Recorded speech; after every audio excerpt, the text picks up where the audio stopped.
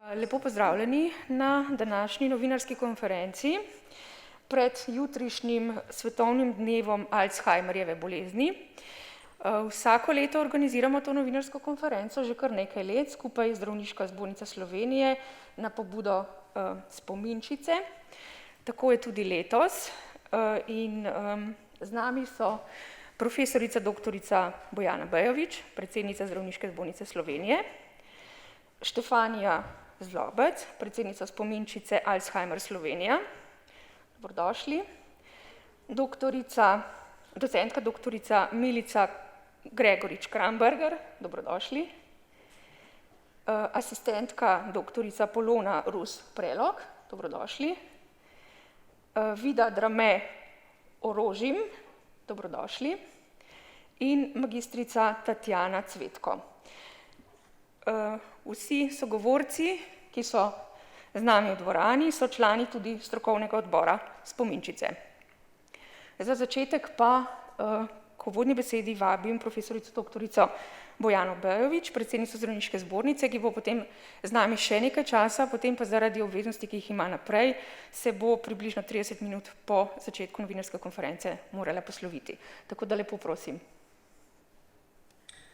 Spoštovane gospe in gospodje, kolegice in kolegi, lepo pozdravljeni in dobrodošli v prostorih Zdravniške zbornice in na današnji novinarski konferenci. Zdravniška zbornica Slovenije že tradicionalno podpira dejavnosti Spominčica Slovenija, torej društva za podporo tako bolnikom kot svojcem bolnikov z Alzheimerjevo boleznijo. Zato menim, da se jim društvu moramo tudi zdravniki iskreno zahvaliti za njihov trud in za v bistvu pomoč in podporo pri samih zdravstvenih medicinskih dejavnostih. Današnji čas je prinesel bolnikom z Alzheimerjevo boleznijo še posebne obremenitve. Vedno več je raziskav, ki ugotavljajo, da bolezen COVID-19 pospeši razvoj Alzheimerjeve bolezni ali pa zaradi različnih nevroloških okvar njeno stanje tudi poslabša. In sicer gre tako za nevrološke poškodbe, okvare v času hude akutne bolezni COVID-19, kot tudi spremembe, ki nastanejo po prebolelem COVID-19, tudi če v akutni fazi ni šlo za hudo bolezen, torej za tako imenovani post-COVID, ki ga spremljajo tudi lahko različne in številne kognitivne motnje.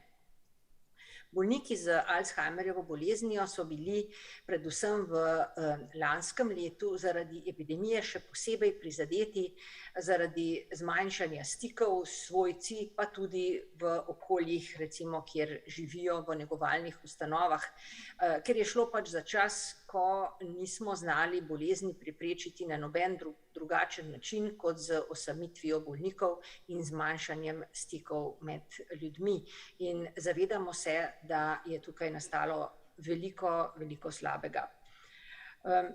Nenazadnje moramo omeniti, da predstavljajo za zdravnika, ki obravnava COVID-19, bolniki z napredovalo Alzheimerjevo demenco, tudi veliko etično dilemo, saj s svojim zdravljenjem, svojimi postopki ne smemo stanja poslabšati, ampak moramo bolnikovo zdravje, življenje, njegovo stanje vzdrževati na način, ki je za situacijo primeren.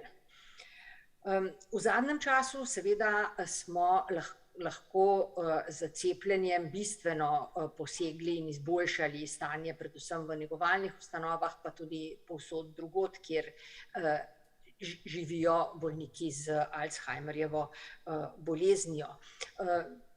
Mislim, da ni treba posebej poudarjati, kako je zaradi vseh teh posledic, ki jih COVID-19 pušča pri bolnikih z Alzheimerjevo boleznijo, nujno, da bolniki za to boleznijo enostavno ne zbolijo. Pretežno gre za starejše osebe, ki imajo zraven še različne kronične bolezni, kar seveda še poslabšuje in potek bolezni COVID-19 in to je dodaten razlog, zaradi katerega izrecno priporočamo cepljenje takim osebam. Poleg tega seveda s cepljenjem preprečimo osamitev, ki je potrebna pri izbruhu bolezni, bodisi v negovalni ustanovi, bodisi doma. Obenem seveda se zavedamo, da cepljenje bolnikov z Alzheimerjevo boleznijo ne zadošča, cepljenje ni 100% učinkovito, zato je zelo pomembno, da ustvarimo okoli bolnikov z Alzheimerjevo boleznijo nekakšen obrambni zid, torej da take bolnike obkrožajo ljudje, ki so cepljeni proti COVID-19 in na ta način zmanjšajo možnost, da bi sami zboleli in s tem seveda, da bi prenesli bolezen naprej.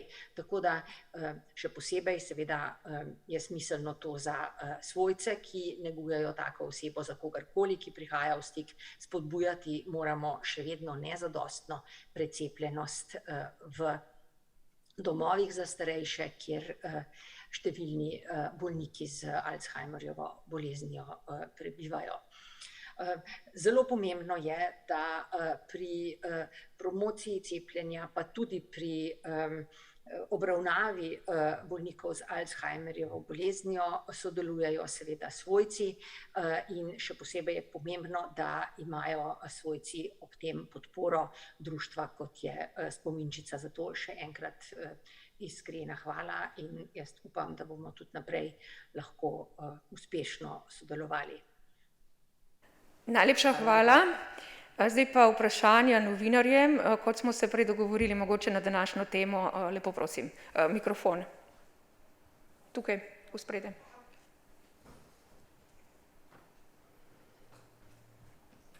Dober dan, Tjaša Potisk, RTV. Mene zanima, glede na to, da ste rekli, da cepljenje ni 100% učinkovito za te bolnike z Alzheimerjevo, se vam mogoče zato ne zdi smiselno, da bi bilo obvezno cepljenje za zdravstvene delavce oziroma za te, ki delajo s temi ranljivimi skupinami, mogoče bolj kot za tiste v državni upravi. V bistvu, kakšno je vaše mnenje o obveznem cepljenju? Torej, cepljenje ni 100% za nikogar. Seveda pri starejših ljudeh pričakujemo, da je cepljenje zaradi staranja imunskega sistema še manj učinkovito. Obvezno cepljenje je ena taka velika družbena dilema, za katero seveda se mora odločiti družba. Stroka lahko pove, da je situacija kritična in da je treba sprejeti vse ukrepe, da se bo precepljenje izboljšalo. In kot vemo, je eden teh ukrepov obvezno cepljenje, ki ga imamo v Sloveniji že uvedenega za otroke. Torej, obvezno cepljenje v Sloveniji ni nekaj novega, ni nekaj nesprejemljivega, saj smo ga ohranili tudi na podlagi mnenja Ustavnega sodišča pred 16 leti, ki je takrat presodilo, da je seveda pomembna proporcionalnost. Če gre za hud zdravstveni problem, potem je seveda možno, da država poseže tudi z obveznim cepljenjem. Torej, kot rečeno, stroka omenja in ponuja obvezno cepljenje kot eno od možnosti, seveda je pa stvar družbe, ali se za to odloči ali ne. Še kakšno vprašanje? Ni vprašanj. Potem nadaljujemo z ostalimi današnjimi sogovorci in bodo vprašanja sledila potem po tem vsebinskem delu. Predsednica pa ostaja še nekaj časa z nami, tako da če bo kakšna replika, se bo predsednica še oglasila v tem času. Sicer pa najlepša hvala za enkrat.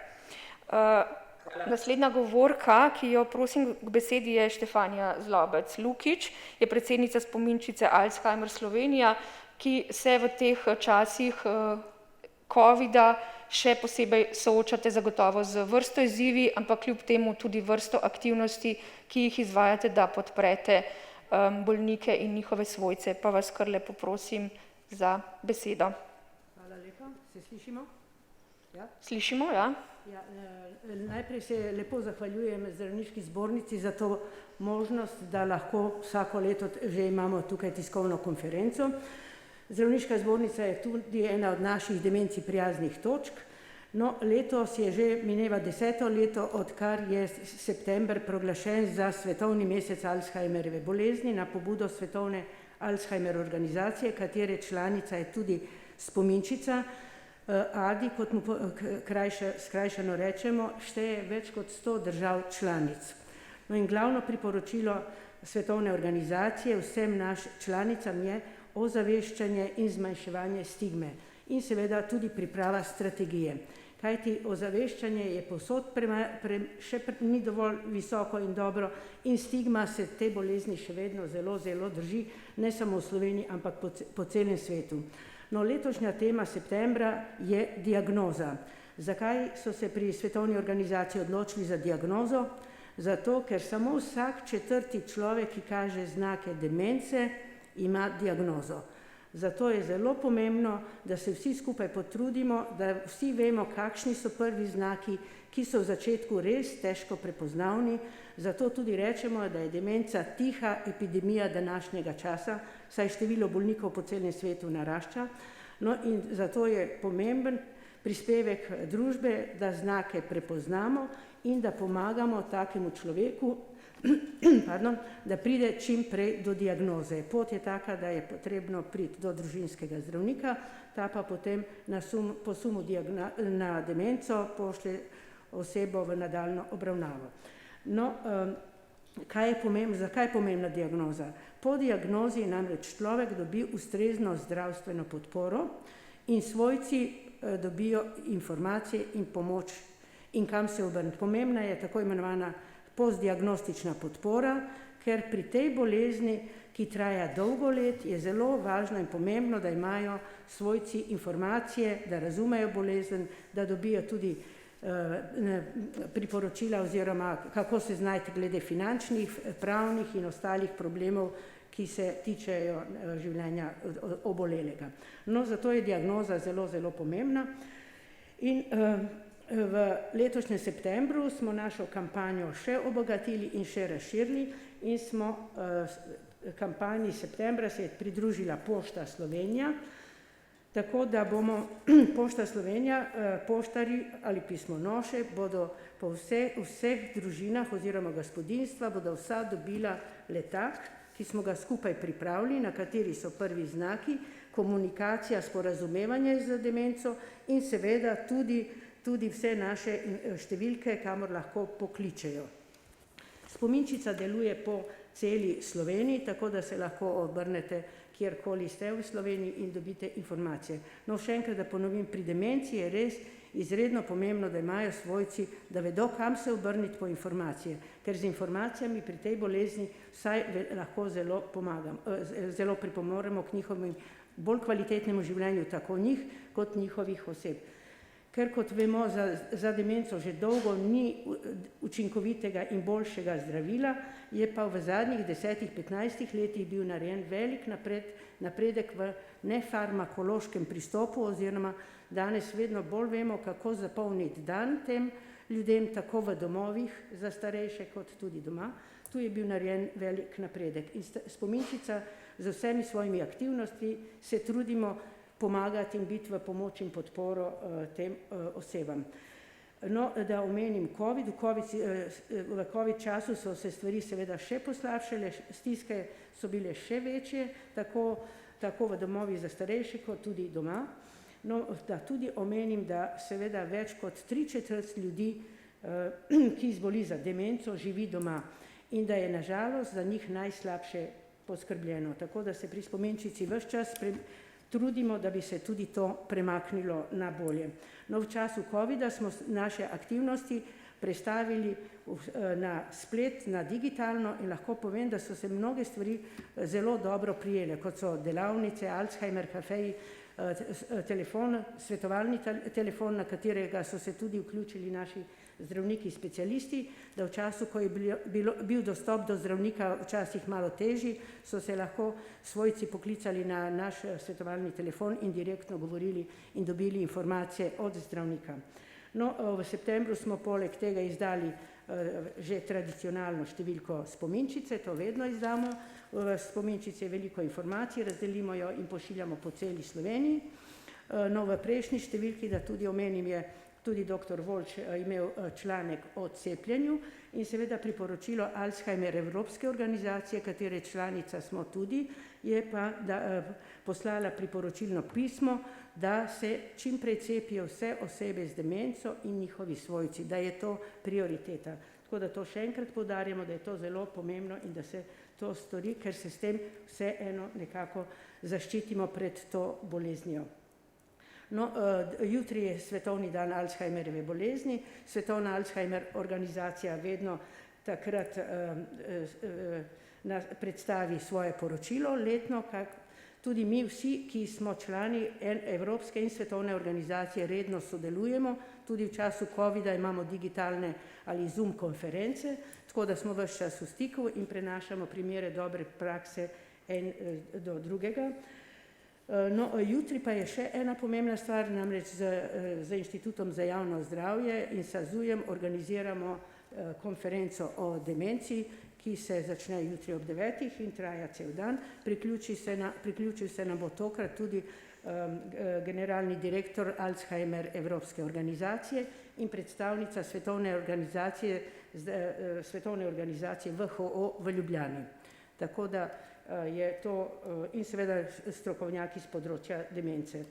Tako da v septembru probamo organizirati čim več aktivnosti, da bi jaz na tak način v družbi opozorili na problem demence, ki je bila do pandemije covida največji zdravstveni, socialni in finančni problem.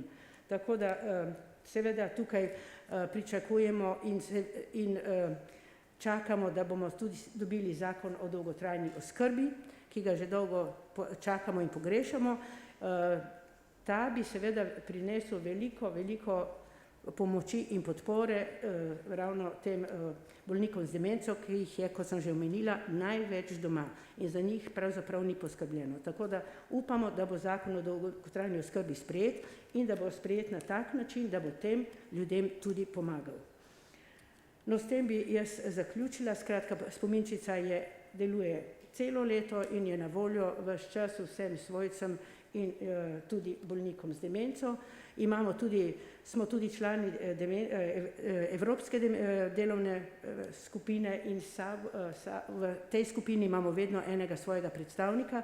Skupina šteje samo 12 bolnikov z demenco, ker je bolnike z demenco, ki so sposobni še govoriti in izražati svoje mnenje, zelo malo.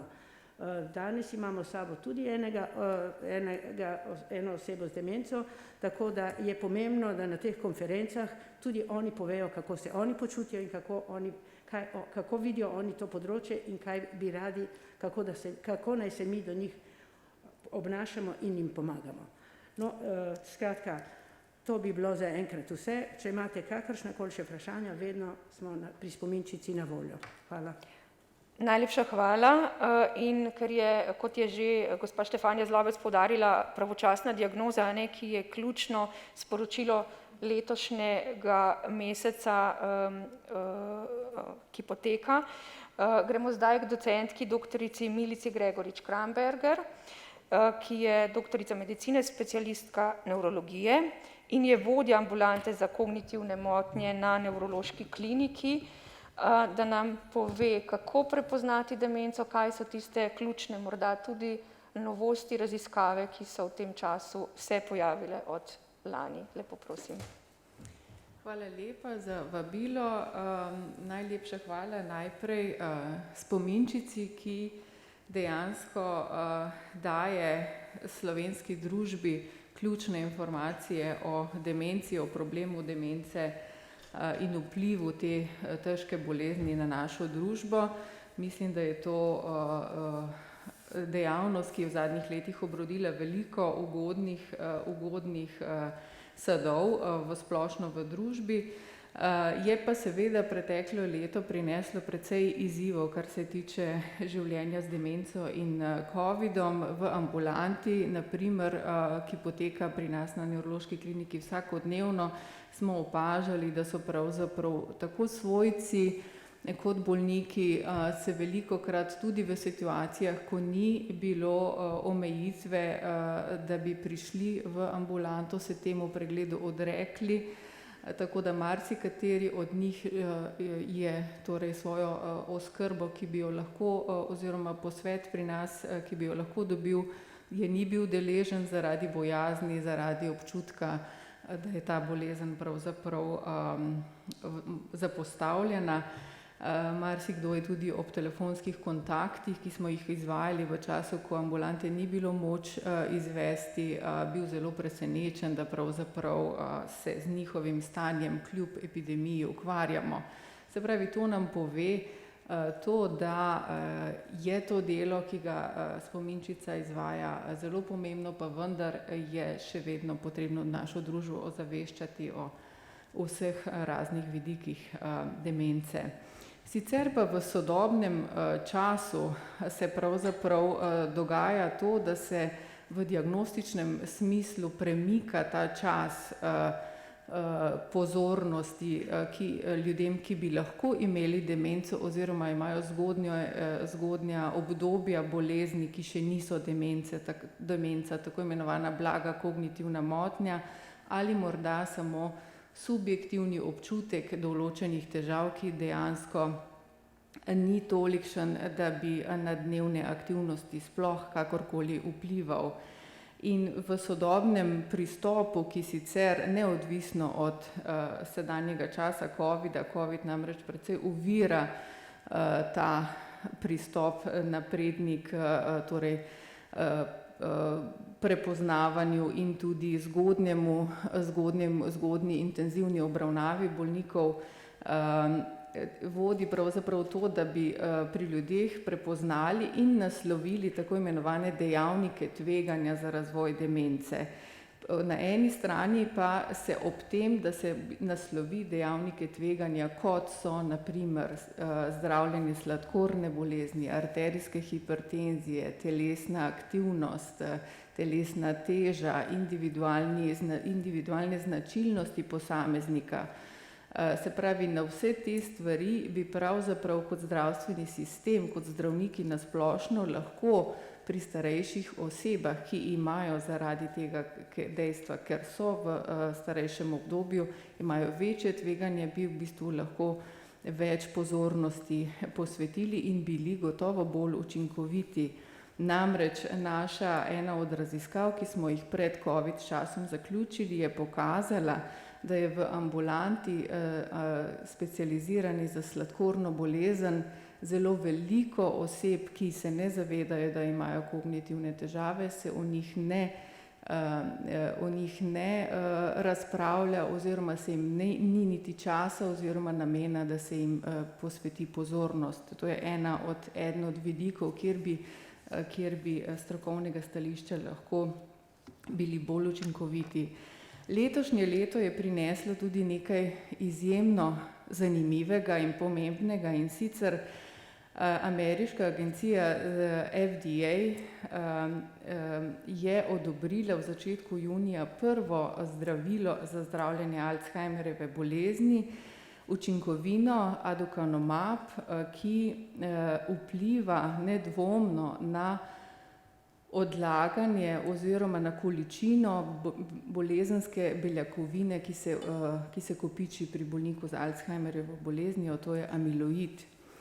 Ta odobritev pomeni pravzaprav prvo zdravilo, ki vpliva na proces Alzheimerjeve bolezni, vendar ima ta postopek in to dejstvo veliko problematičnih točk, namreč Dejstvo je, da je raziskava pokazala učinkovitost te snovi na količino amiloida v možganih posameznikov, vendar nažalost niso uspeli dokazati, da dejansko tako zdravljenje vpliva na klinično stanje bolnikov, ki so bili s tem zdravljeni.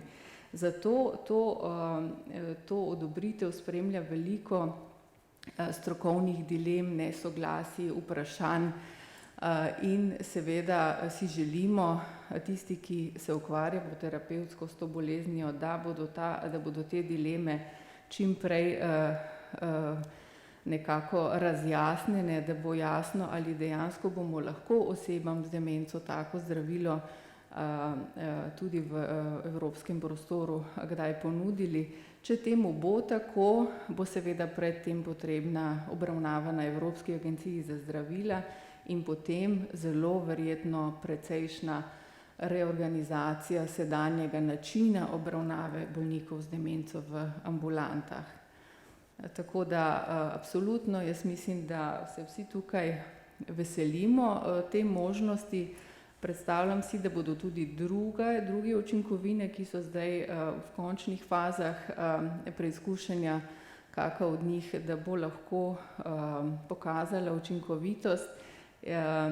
Predvsem pa bi to bil velik korak, predvsem za tiste ljudi, ki so v zelo zgodnem obdobju svoje bolezni. Se pravi, ponovno se vračamo na zgodno diagnozo, tistim bo dejansko tako zdravljenje poleg naslavljanja dejavnikov tveganja lahko največ koristi prineslo in naš terapevtski odnos z njimi bo lahko najbolj pozitiven in učinkovit. Najlepša hvala doktorici Milici Gregorič Kramberger. In zdaj se bomo dotaknili še ene zelo pomembne teme, o kateri smo malček že tudi govorili, to se pravi psihično počutje in duševno zdravje v povezavi s covidom in kakšne so tukaj posledice na bolnike z demenco. O tem bo spregovorila asistentka doktorica Polona Rus Prelog, doktorica medicine, specialistka psihiatrije, ki pa je vodja gerontopsihiatričnega oddelka Univerzitetne psihiatrične klinike v Ljubljani. Lepo prosim. Ja, lepo pozdravljeni, tudi jaz se lepo zahvaljujem za vabilo. Zdaj, glede na vse, kar smo slišali, smo zelo veseli, se pridružujem temu, da smo veseli napredku, razvoju diagnostike in novih zdravil, ki bo vsaj nekaterim bolnikom z Alzheimerjevo demenco olajšal zdravljenje. Vsekakor pa ne moramo mimo dejstva, da je na psihično počutje in psihofizično nasplošno bolnikov z Alzheimerjevo demenco in vsemi ostalimi oblikami demence bistveno vplivala in še vpliva pandemija COVID-19. Vemo, da so bili sprva bolniki izjemno obremenjeni zaradi vseh ukrepov socialnega distanciranja, kasneje so mnogi zboleli za okužbom in vse to vpliva na njihovo počutje. Ne moram tukaj mimo situacije v DSO-jih, kjer je bila smrtnost ponekod izjemno visoka, tudi do četrtine oskrbovancev so nekateri izgubili in zdaj iz DSO-jev poročajo tudi o simptomih posttravmatske stresne motnje. Tam so stanovalci res čez izjemne stiske šli, mnogi tudi sami zboleli in to sicer ni redko. Simptomi posttravmatske stresne motnje so tudi sicer pri ljudeh, ki so COVID-19 preboleli in bili v intenzivnih enotah zdravljeni pogosti. Še sedaj pa doživljajo stiske in je zato pozornost zelo pomembna, namenjena psihičnem stanju tudi stanovalcev in oskrbovancev domov starejših občanov v Sloveniji. V Sloveniji sicer še kar nekaj priložnosti za izboljšave, zlasti na področju nefarmakološke obravnave, ki lahko bistveno pripomore tudi k psihofizičnem stanju in dobrem počutju in omogoči varnejšo rabo zdravil in prepreči polifarmacijo. In moramo stremeti k temu, da je še vedno obravnava čim bolj individualizirana ljudi z demenco na vseh nivojih, da je multidisciplinarno zastopana strani različnih profilov in da ima čim večje število ljudi z demenco dostop do ustrezne obravnave. Kar se situacije pri nas na kliniki tiče, smo sprva v letu 2020 podobno, kot je dr. Krambergerjeva tudi opisala, opažali manjše število sprejemov v bolnišnico, manj ljudi se je odločalo tudi za hospitalno obravnavo in manj je bilo napotitev, zlasti v času, ko so bile številke res visoke, okuženih dnevno in so ljudje bolj ostajali doma in podobno poročajo tudi nekatere druge evropske države. Tudi manj bolnikov, za manj hospitalizacij smo se odločali, ker je seveda vsaka prinašala dodatno tveganje. Obratno pa v letošnjem letu beležimo porast števila zlasti hospitalnih obravnav, kar pa opažamo je pa to, da prihajajo k nam bolniki z bolj napredovalimi stopnjami demence, z večjimi, torej kognitivnimi težavami in več vedenjske in psihične simptomatike, kar je tudi primerljivo s stanjem drugod in je razumljivo.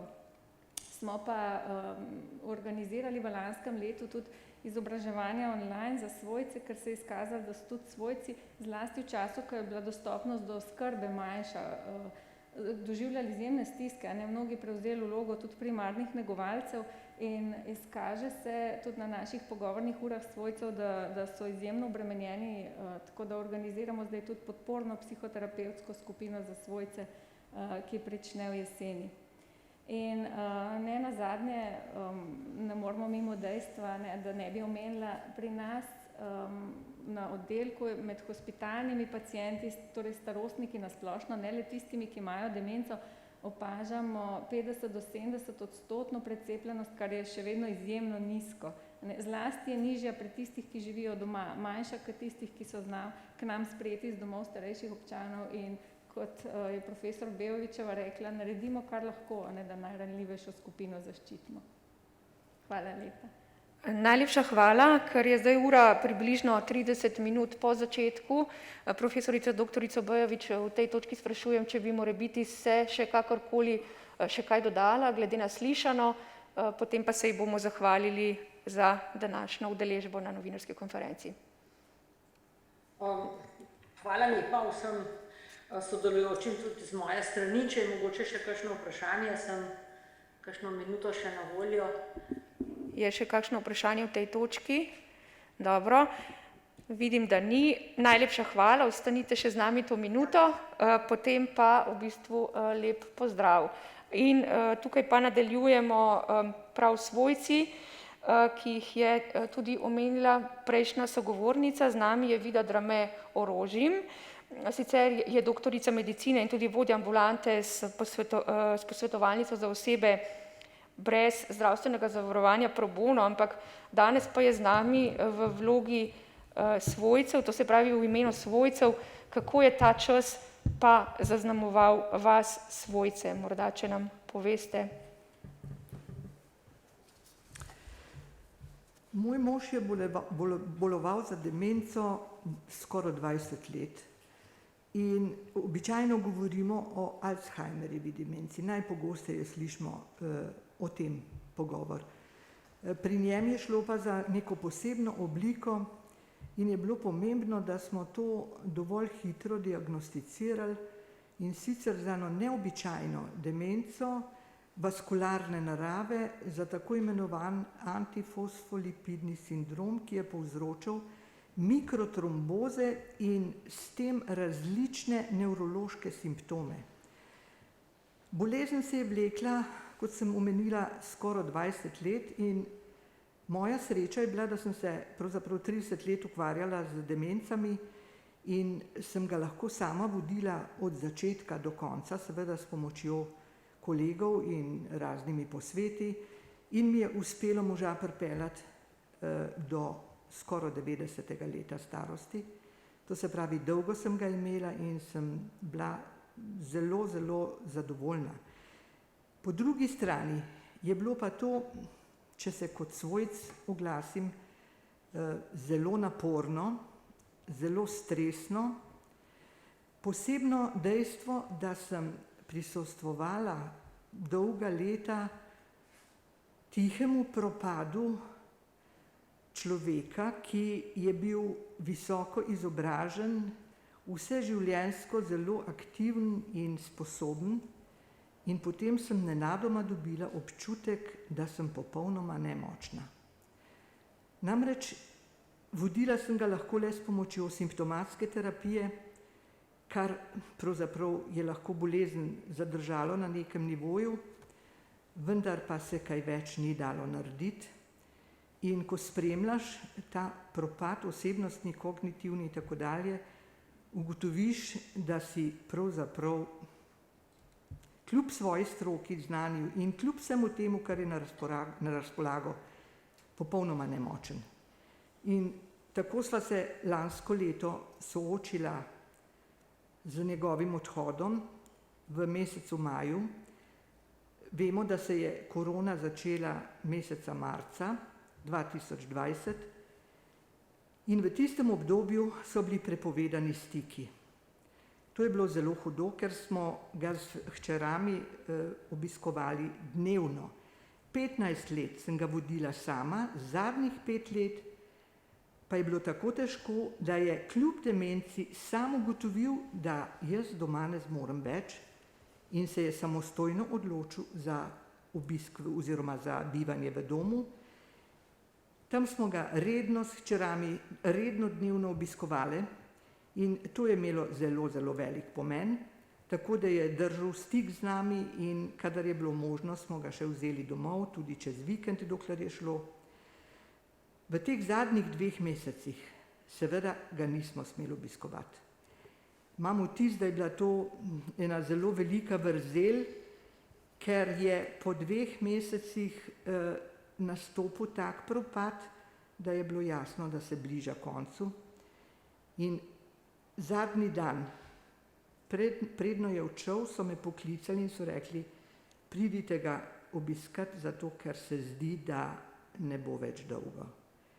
Takrat sem šla k njemu in sva se dolgo pogovarjala, oziroma on se ni mogel več pogovarjati. Jaz sem mu pripovedovala, je pa vse razumel in mi je z mežiki pritrdil ali pa zanikal, da razume ali ne razume. Kljub vsemu je vedel, da sem bila jaz, vse sva se pogovorila in po parih urah potem je odšel. Tako da sva imela tisti zadnji urejen stik, ki ga verjetno marsikdo drug pogreša v teh časih s svojim svojcem.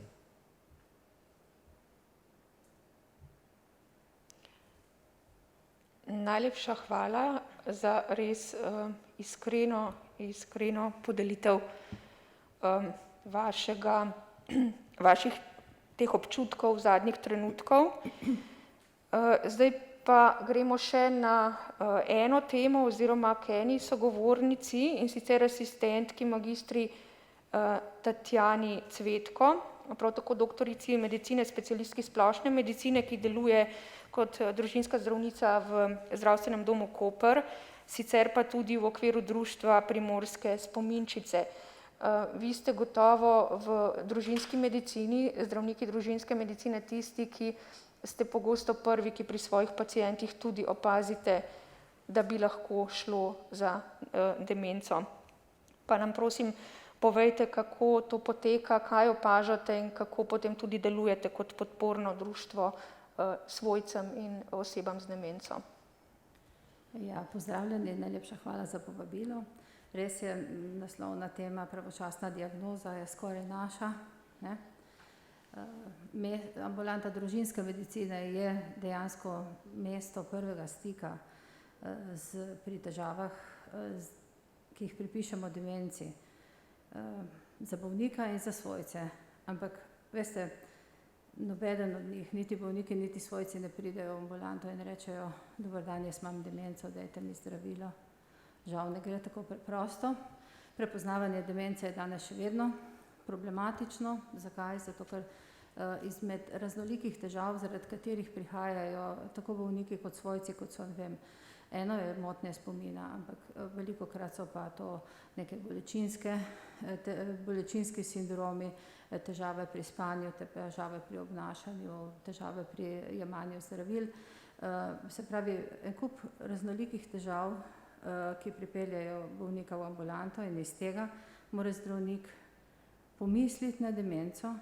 Fajn je, da govorimo o prvih znakih demence, da zdravnik pomisli na demenco in da potem se stavi en šopek težav in reče, aha, mogoče pa gre, no tu naprej je potem pot do diagnoze bistveno lažja. Se pravi, zdravnik običajno v ambulanti naredi splošni pregled, pregleda dejavnike tveganja za ostale kronične bolezni, kot je dr. Krambergerjeva že omenila, za sladkorno, za srce, za motnje ritma, so zelo pomembne za vaskularno demenco. Pomisliti mora na reverzibilne demence, se pravi na tiste vzroke, ki povzročajo demenco, pa jih lahko ozdravimo, se pravi na pomanjkanje vitamina B12, na pomanjkanje ščitničnega hormona. To so stvari, ki jih lahko v splošni ambulanti zdravnik razreši, ugotovi in s tem nekako pripomore k boljšemu počutju bolnika. In potem seveda diagnoza preko enega od kognitivnih testov, preko slikovne diagnostike in seveda s pomočjo enega od specialistov ali nevrologa ali psihiatra lahko pridemo do diagnoze. Diagnoza nam pomeni en trden temelj za nadaljnje delo z bolnikom, ne samo z bolnikom, predvsem tudi z njegovo družino. Kaj pomeni pravočasna diagnoza? Prvič, diagnozo dobimo zato, da dobimo sploh zdravljenje, da dobimo zdravila, zdraviti moramo, zdravila ne ozdravijo bolezni, žal ne ozdravijo, ampak ne ozdravijo tudi pri mnogih drugih bolezni, ne ozdravimo bolezni. Zdravimo pa zato, da je bolniku boljše in da je družini boljše. Se pravi, moramo ponuditi zdravila, simptomatsko zdravljenje, da je bolniku boljše in predvsem pravočasna diagnoza pomeni za družino eno pomembno točko, ko se mora pravzaprav usesti skupaj z bolnikom, skupaj z zdravnikom, da razjasnijo, kako naprej, kje bo bolnik bival. Vemo, da bolezen bo šla naprej, malo hitreje, malo bolj počasi, lahko je dolgotrajna in predvsem, da se odločijo, ali bo bival doma, ali razmišljajo o domskem varstvu, se pravi, kako se bojo reorganizirali, kdo bo skrbel, kdo bo ga varoval, kdo bo nadzoroval zdravila. Se pravi, pravočasna diagnoza je zelo pomembna, ker če mi uredimo te dejavnike, ki so rizični pri oskrbi bolnika, se pravi, da je bolnik doma, da je na varnem, da je zaposlen, da je telesno aktiven, da pravilno vzame zdravila, bo njegovo splošno zdravstveno stanje boljše in bomo lažje skrbeli za njega, bomo imeli, manj poškodb, manj padcev, manj hospitalizacij, se pravi, je pomembno tudi za družbo.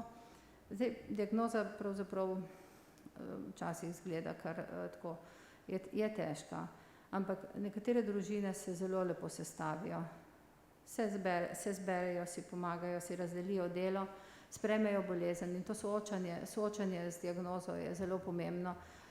Prvič, kako zdravnik predstavi, kako pomagajo tudi patronažne sestre, socialna služba. Se pravi, ko se soočijo z diagnozo, lahko se lepo organizirajo in pravzaprav je to življenje bolnika z demenco oziroma družine z demenco lahko tudi kvalitetno še dolgo časa in pride tudi seveda ob vseh poslabšanjih tudi enkrat do svojega konca.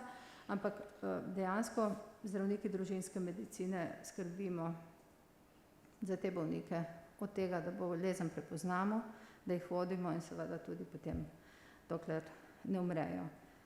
Zdaj, tu je bilo posebej poudarjeno, seveda svojci potrebujejo pomoč. Mi potrebujemo svojce, zato da lažje obvladujemo bolezen pri bolniku.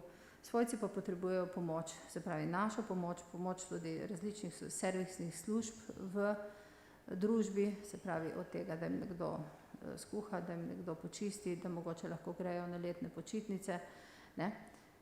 Se pravi, te mehanizme bi dejansko mogli vzpostaviti v družbi preko dolgotrajne socialne oskrbe, nekako zdravstveno oskrbo, zdravniki družinske medicine še kar obvladujemo. Covid čas je res prinesel nekaj sprememb. Tako kot smo nekako z ozaveščanjem bolnikov pričakovali, da bo v družbi, da bo naval teh družin pravzaprav večji, da bojo bolj iskali pomoč, pa se mi zdi, da je diagnoza demenca še vedno malo stigmatizirana. Mogoče bi še malo odložili te probleme. Ne želijo si velikih posegov in vse te spremembe, ki jih diagnoza demenca napoveduje v njihovem življenju, se jim zdijo še kar obsežne spremembe, da bi raje malo odložijo problem, kot pa da zagrizejo. Dostopnost do specialistov bi rekla, da se v COVID času ni tako zelo poslabšala, tudi slikovna diagnostika je zdaj boljša, zdravnike družinske medicine sedaj že veliko bolj seznanjamo in jih učimo o obravnavi bolnikov z demenco, tako na dodiplomskem nivoju, tudi na podiplomskem. Specializanti imajo poseben modul na temo demence, tako da se mi zdi, da znanjem gremo naprej. Mogoče stigmo bomo mogli pa še premagovati tako v ambulantah, kot tudi v družinah in nasplošno v družbi.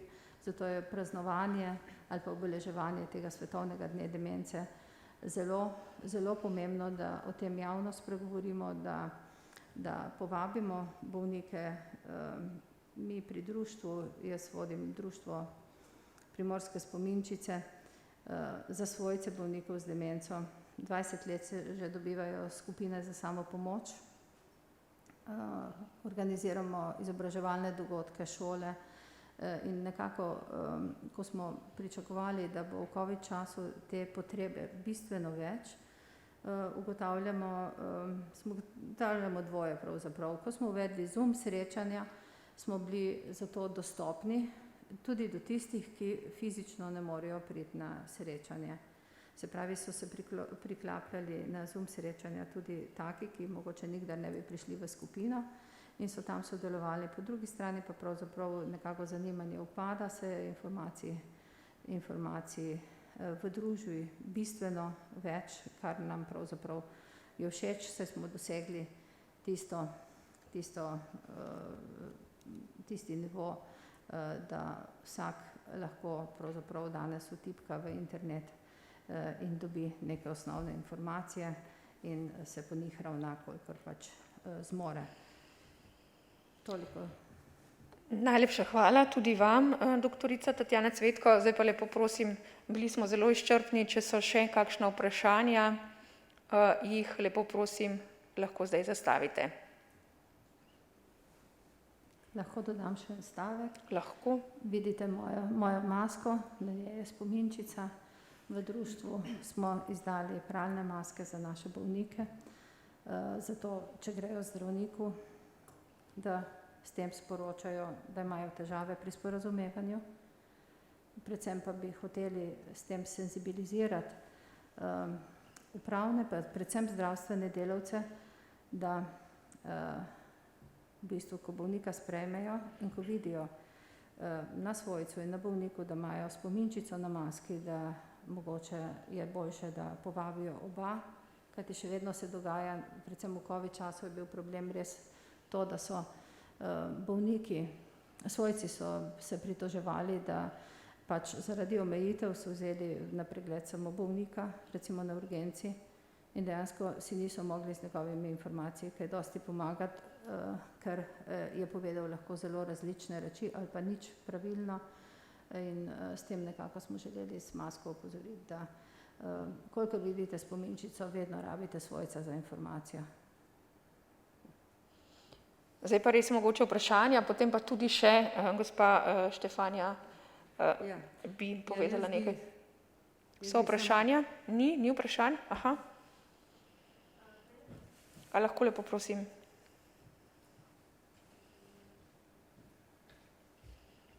Prosila, če lahko nekdo strne, kateri so prvi znaki demence, kako jo prepoznati in vedeti, da je čas, da gremo do zdravnika.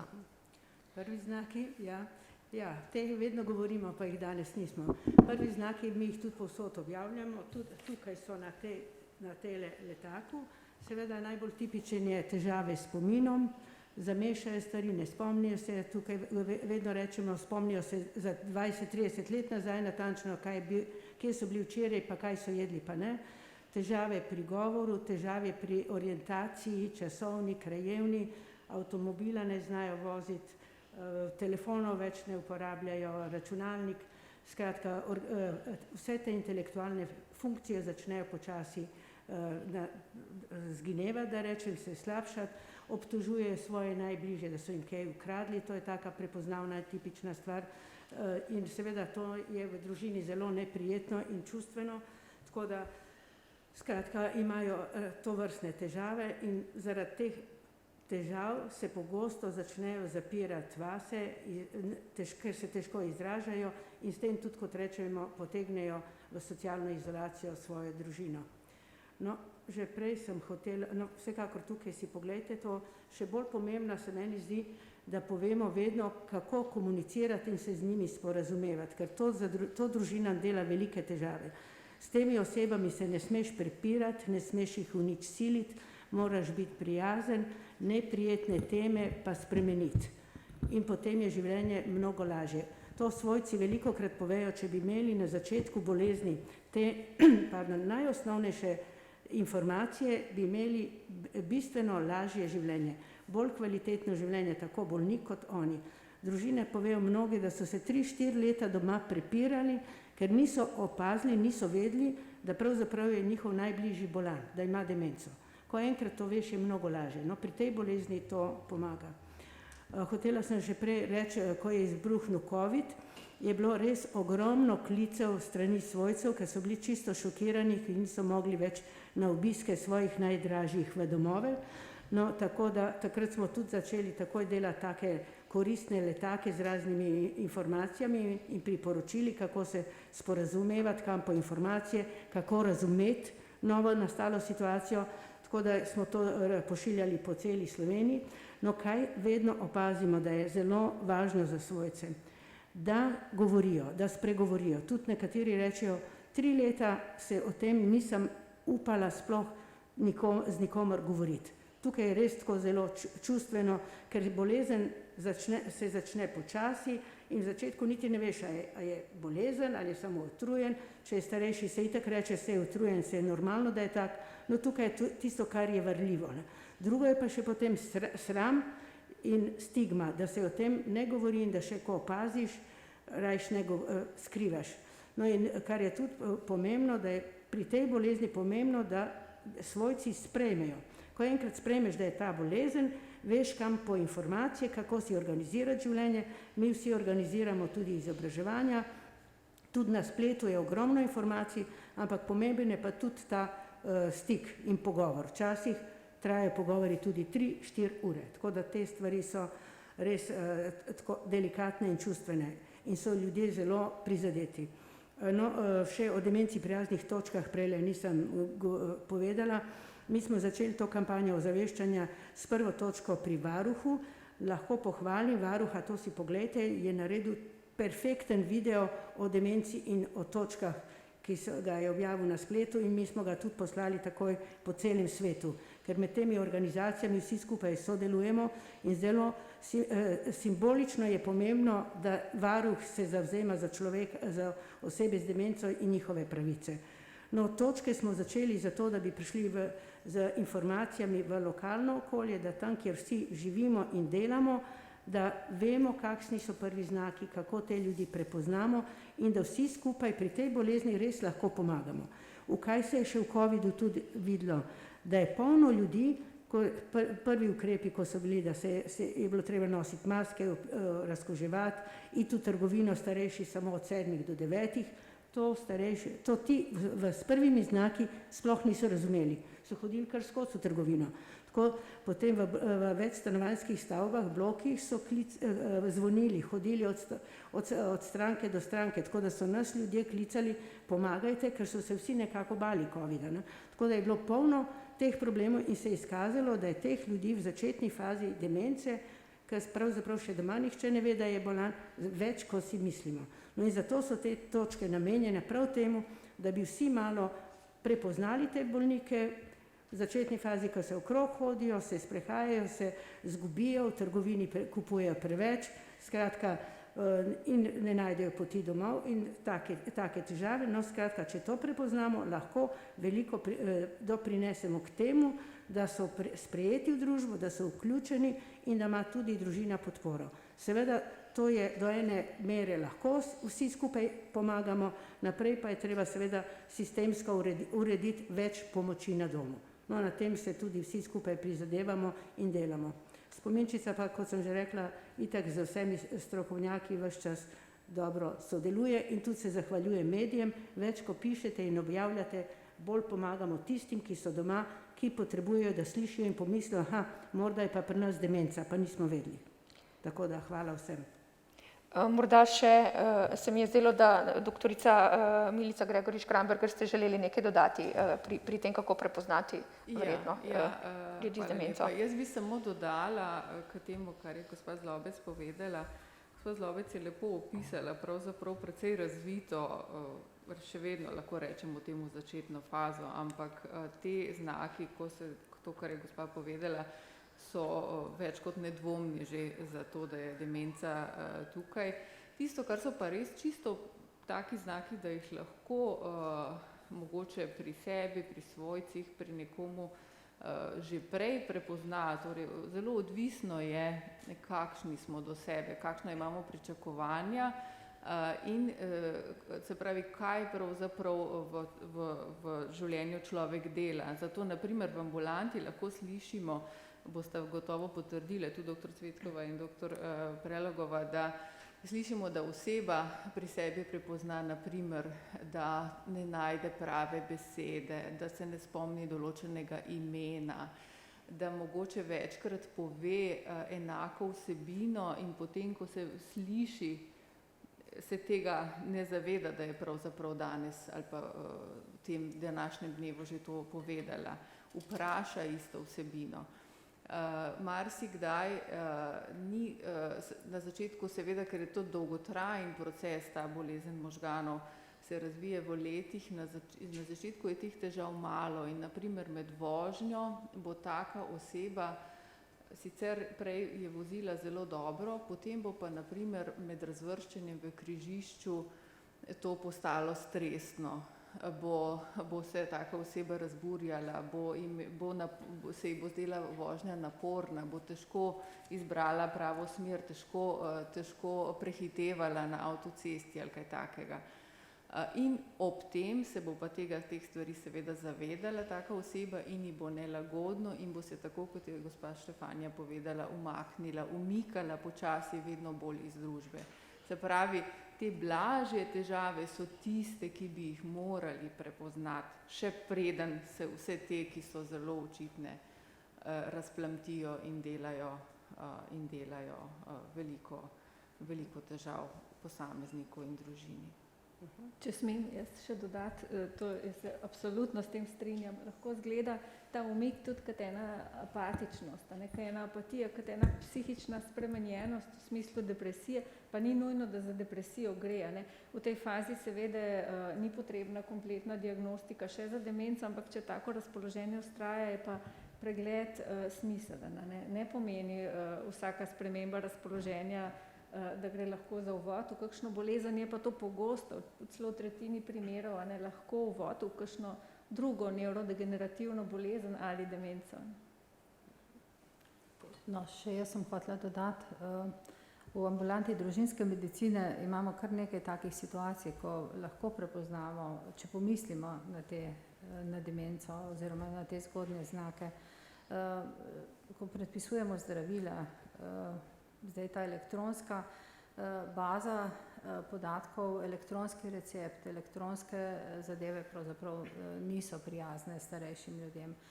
Oni so napisali listek, so prišli, so govorili s človekom, zdaj so pravzaprav dostopnost je bistveno zmanjšana, sporočijo po telefonu, dobite v lekarni spet nekdo drugi govori o zdravilih, tam jim zamenjajo, zato ker nekatere za doplačilo, druga niso za doplačilo. Naslednjič naroči, ne ve, kaj naroči prehitro, ne. Zdravila, ne, točno vidimo, da nekdo naroči, ne vem, vsak mesec pa je dobil 3-mesečno terapijo. Tako da v bistvu takih drobnih, ali pa recimo se naročajo ponovno, je kar nekaj takih indicev. Samo pomisliti moramo, ne, da to ni to. Zdaj eno je, da pomislimo, seveda potem pa moramo poiskati svojce. Ne? Ker tudi, če pošljemo mi patronažno sestro domov, pa rečem, daj poglej, kako je zdravili, pa kako kaj funkcionira, patronažne sestre pa pridejo domov, pa dobijo bolnika samega, seveda otroci so v službi, svojcev ni, ne? Tako da v bistvu mi veliko govorimo o bolnikih in o svojcih, ampak številni bolniki z demenco živijo sami doma, nimajo svojcev ali pa niso niti ugodni odnosi, tako da se mi zdi, da bi mogli kot družba okrepiti tudi te dejavnosti v skupnosti, da bi ti ljudje mogoče imeli priložnost, ne vem, uživanja skupnega obroka, mogoče ki bi bil po ugodni ceni, zato da bi se sploh družili, ker se mi zdi, da če ne se bo vsak zapiral za svoje lastne stene in seveda bomo težko vstopali v to in ne bomo imeli tistih svojcev, o katerih tako radi govorimo, ne, da bi jim pomagali. Ja, tukaj v demenci se bi lahko še veliko pogovarjali, no, ampak bom vseeno omenila tudi preventivo. Preventiva je tudi pomembna, ne samo, da se strašimo znaki in temi stvarmi, ampak zlasti za mlajše, zdrav slog življenja, mediteranska dieta, družabno življenje, učenje novih stvari in vse, kar je dobro za možgane, je dobro za srce in malo dobre volje in optimizma. Tako da začnite vsi misliti na to, da se za preventivo se lahko demenca za par let zamakne. In še nekaj smo skoraj pozabili, jutri bomo nosili vsi pentlje vijolične, mi imamo sicer spominči od naše tudi plave, za znak meseca septembra. Vijolična pentlja in tudi pošta jih bo delila in razdeljevala naprej. Vedno mi pa pozabimo še nekaj dodati, kar Svetovna Alzheimerova organizacija poudarja, da je mesec september tudi mesec zbiranja sredstev za društva. To nam je kar malo nerodno povedati, no? Tako to je mimogrede. Hvala. Tako, porabili smo že celo uro, zdaj, če ni več vprašanj, so morda še kakšno vprašanje, sicer počasi zaključujemo. Še eno vprašanje. A lahko mogoče na mikrofon, lepo prosim. Govora o presejalnem programu Adam, potem pa nič več za ugotavljanje demence, kaj je s tem programom? Program Adam je bil enkratni dogodek, je bil projekt, ki je imel neko finančno podporo strani, mislim, da je tudi ena od zavarovalnic in bil je eden od raziskovalnih programov. In v okviru tega raziskovalnega programa, ki smo ga izvajali delno tudi s pomočjo naših kolegov na nevrološki kliniki pa drugih, se je sprožila tista akcija, kjer so bili starostniki povabljeni k testiranju svojih kognitivnih sposobnosti. Kot rečeno, to je bil enkratni dogodek, tako kot so številni drugi projekti, ki se dogajajo in seveda, ker nimajo tolikšne finančne in medijske podpore, velika večina Slovenije o tem ne ve. Sicer pa zaenkrat ni zelo dobre etične in druge osnove za to, da bi se preventivno testiralo celotno populacijo za take namene. Kajti, če bomo uspeli poleg tega, da bomo ljudje resno vzeli torej skrb za zdrav življenjski slog in preventivo v smislu boljšega nadzora nad dejavniki tveganja, o katerih smo prej govorili, in bo še dodatno možno dejansko ob ugotovitvi zelo zgodnjega obdobja bolezni dejansko ukrepati z zdravilom, morda z tem, o katerem sem govorila, ali s kakšnim drugim, potem bo takšen proces presejanja smiselen, etično ustrezen in ne bo sporen. Zdaj bi pa bil. Še kakšno vprašanje? Ni. Potem bomo počasi zaključili. Morda bi še vas, doktorica Vida Drame Orožim, vprašala, imate mogoče ob zaključku še kakšno sporočilo za svojce, to se pravi v smislu tudi prepoznavanja teh prvih znakov, kakšno izkušnjo, ki bi jo želeli podeliti, potem pa res zaključimo za danes. Morda bi bila zanimiva sledeča izkušnja. Moj mož je bil zelo dober voznik, rad je hitro vozil, bil je sposoben voziti ure in ure, tako da sva veliko prepotovala, ampak v zadnjem letu, predno je šel v dom, se je pa dogajalo to, da je, lahko rečem, v enem letu imel 6 karambolov. Seveda jaz sem vedela, da je to posledica njegovega upada, intelektualnega, kognitivnega in tako naprej, in mu nisem mogla dopovedati, da mora nehati voziti. Dokler ni doživel res hude nesreče, sicer njemu ni bilo nič, ampak avto je bil pa popolnoma zbit in takrat sva se odločila, da je zdaj vožnje konec. Zato je treba pri teh starostnikih biti zelo oprezen, kako mu dopovedati, da je nek določen čas, ko je treba opustiti vožnje. Recimo, sej te komisije ugotavljajo vozniške sposobnosti zelo korektno, ampak mislim, da bi morali na tem področju tudi svojci kaj več sodelovati, pa obvestiti, da že obstaja določena nevarnost za njih same in tudi za bližnjo okolico, ker promet je zdaj res zahtevna stvar in je treba biti na to pozoren. Najlepša hvala. S tem končujemo. Prosimo vas, kot smo že večkrat poudarili v tem mesecu, pa tudi sicer čez leto, čim več ozaveščajte o pomenu zgodnjega odkrivanja demence. Najlepša hvala in hvala vsem sogovornikom na današnji konferenci.